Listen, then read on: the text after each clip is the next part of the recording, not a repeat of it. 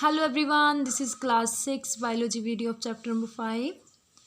I have uploaded almost whole chapter on YouTube. You can subscribe the channel and watch that videos. And this is the last topic, that is common respiratory diseases. So first disease is asthma. आप लोगों ने mostly सुना होगा कि normally लोग जो है इस प्रॉब्लम से सफ़र कर रहे हैं आजकल, राइट। अस्थमा बेटा it's a common long term respiratory disease. इसके अंदर क्या होता है कि जो पर्सन के लंग्स की एयरवेज होती हैं, जिनके अंदर एयरवेज आपको पता है ना कि लंग्स के अंदर कैसे एयर जाती है, ऑक्सीजन रिच एयर कैसे जाती है। तो जो एयरवेज हैं उनके अंदर उसको बर्निंग फील होती है। He feels inflammation in the airways of the lungs. So as he feel inflammation there, so what actually happened, the passage of air it get reduced, air pass होना कम हो जाता है और person जो है he feels difficulty in breathing, right. Whenever he breathe a buzzing sound is produced, means थोड़ा whistling वाला sound, थोड़ी सी आवाज़ आनी शुरू हो जाती है उसकी चेस्ट में से जब वो ब्रीथ करता है। सो बेटा इसके कुछ कारण हो सकते हैं। There are many factors that can cause asthma, like if a person is staying in more air pollution then it can happen, like allergen, if he is having any allergy then it can happen, allergy from like smoke, dust etcetera, और chilly air के कारण, right. And then if he suffer from common cold or other respiratory infections, normally if usually he suffer from these kind of diseases, then even then he can also suffer from the asthma. Next disease is bronchitis. Bronchitis it's caused by virus. It's a viral disease, so it spread from person to person when people cough or by coming in direct contact with other person. इसके अंदर भी same ही होता है, ये inflammation cause करती है, but कहाँ पे, वहाँ पे आ गया था लंग्स, यहाँ पे क्या आ गया, इन्फ्लामेशन कॉज होती है of the lining of bronchial tubes, right. तो इसके सिम्टम्स क्या है कि कफिंग आना, म्यूकस आना, म्यूकस समझते हो ना, कफिंग आने के दौरान म्यूकस आना, जो रेशा नहीं हमारे अंदर से निकलती है समटाइम्स अगर ज़्यादा सर्दी लग जाती है, दैट इज़ बीसिंग साउंड प्रोड्यूस होना, ब्रीथ की शॉर्टनेस हो जानी, चेस्ट में थोड़ा डिस्कम्फर्टेबल फील करना, आपने थोड़ी पेन फील करनी है, तब क्या होता है, ये इसके सिम्टम है। आप उस पर्सन को जिसको ये सिम्टम्स नज़र आ रहे हैं तो उसको मे बी ही सफ़र फ्रॉम द ब्रोंकाइटिस। तो it's a very common disease in India, about 2 million people suffer from bronchitis every year, but it's a treatable. Next is pneumonia. Pneumonia भी आप लोगों ने सुना होगा, ये भी एक लंग इन्फेक्शन है। प्राइमरली ये इफेक्ट करती है हमारी एल्वियोली को, usually caused by bacteria, sometimes due to viruses also. Symptoms क्या हो गए, ड्राई कफ हो गई, उसके अंदर क्या था, म्यूकस था, इसके अंदर क्या है, ड्राई कफ। चेस्ट के अंदर पेन हो गई, फीवर होता है, जिसको निमोनिया होता है उसको नॉर्मली फीवर आना शुरू हो जाता है, एंड डिफ़िकल्टी इन ब्रीदिंग होती है। लंग्स क्या होते हैं ना, गेट फिल्ड विद द एक फ्लूइड, किसी लिक्विड के साथ ये फिल हो जाते हैं, उसके कारण उसको ये डिसीजेज होती हैं, ये प्रॉब्लम्स आनी शुरू हो जाती हैं चेस्ट के अंदर। फिर बाकी इसका जो ट्रीटमेंट है दैट डिपेंड्स बेटा, दैट डिपेंड्स कि किस आप स्टेज पे हो, किस हिसाब से जो है आपको प्रॉब्लम हो रही है। He said if it is caused by bacteria, it is treated with the antibiotics. So next is the last disease that he has mentioned in our book, that is tuberculosis. ये भी सुना हुआ है, TB की add भी आती है, TB की ऐड आती है टीवी के अंदर, है ना।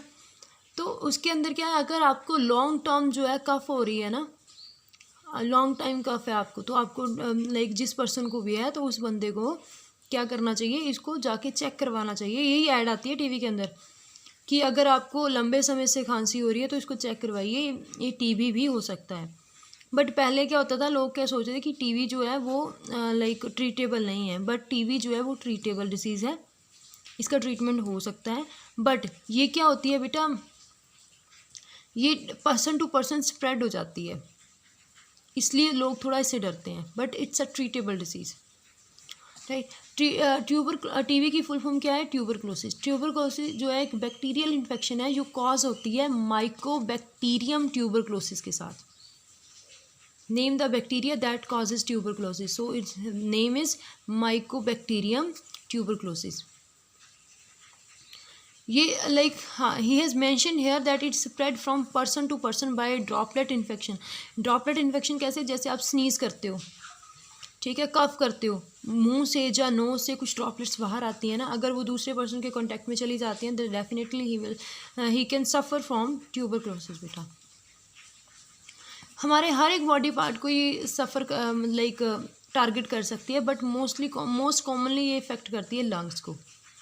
उसके साथ क्या है? परसिस्टेंट मीन्स लॉन्ग टर्म जो है कफ हो जाती है, जो आपका लाइक स्प्यूटम है उसके अंदर ब्लड, ये भी एक तरह से म्यूकस की तरह हो जाता है, उसके अंदर ब्लड आना शुरू हो जाता है। वेट लॉस हो गया, चेस्ट पेन हो गया, दोपहर को जो है फीवर होना शुरू हो जाता है, शॉर्टनेस इन ब्रीथ, ये सारा कुछ, राइट। ट्यूबरक्लोसिस ट्रीट होती है by taking several drugs for 6 to 9 month। Treatment थोड़ा लंबा होता है बट ट्रीट हो जाती है। It can be prevented by vaccination BCG।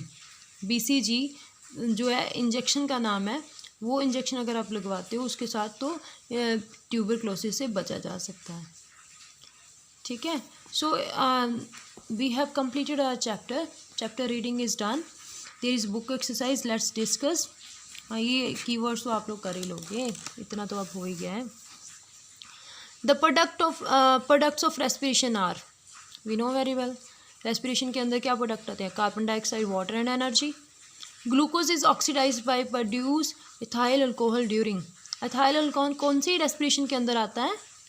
Aerobic respiration के अंदर, right. Inside the chest the trachea divides into 2 branches called bronchi. Bronchi further divide होती है ब्रोंकियल्स के अंदर, ठीक है, और ब्रोंकियल्स के फर्दर जो है एल्वियोलस वगैरह आगे चला जाता है।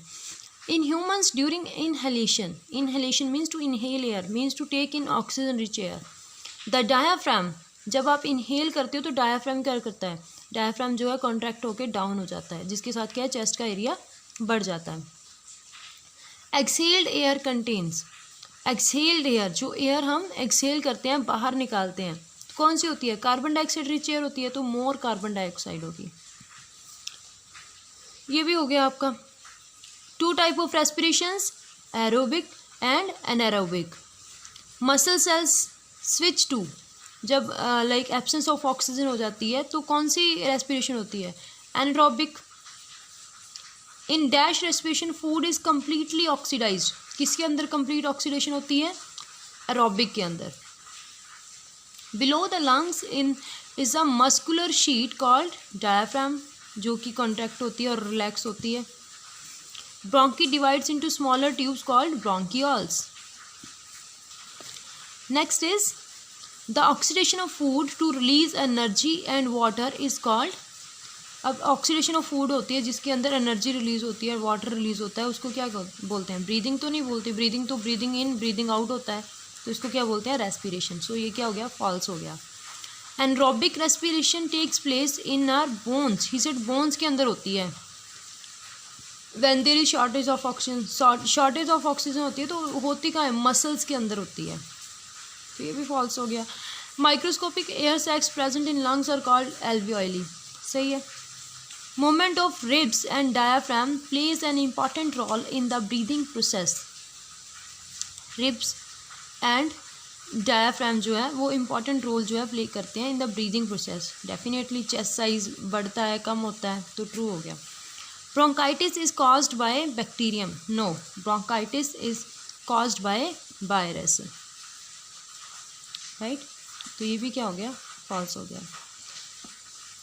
नेक्स्ट बेटा, डिफरेंशिएट बिटवीन, ट्राई करना आप लोग अगर होते हैं तो, नहीं तो फिर मैंने तो करवाना ही है। चलो, anyhow in this way we have completed the chapter, so next we will do in next video और whatever will be there. Thank you.